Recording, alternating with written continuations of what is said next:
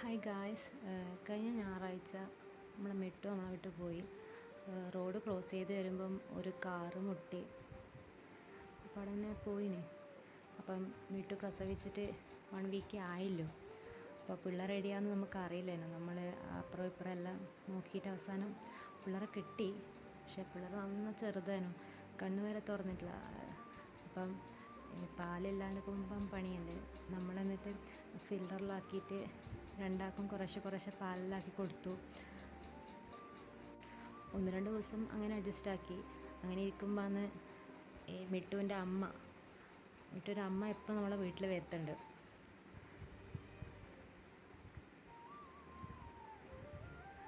എന്നിട്ട് ഈ അമ്മേൻ്റെ അടുത്ത് കൊണ്ടുപോയിട്ട് പിള്ളേരെ കിടത്തി നോക്കുമ്പോഴേക്ക് അമ്മ പാൽ കൊടുക്കാൻ വിടുന്നുണ്ട്. മിട്ടുവിൻ്റെ അമ്മ ഈ പിള്ളേരെ അമ്മമ്മയായിട്ട് വരും ഈ പൂച്ച.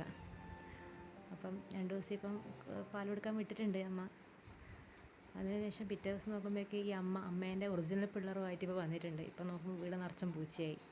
മിട്ടുവിൻ്റെ മക്കളും ഈ അമ്മച്ചിയുടെ മക്കളും കൂടെ വീടിപ്പം പൂച്ച ആയി നിറഞ്ഞിട്ടായില്ലേ.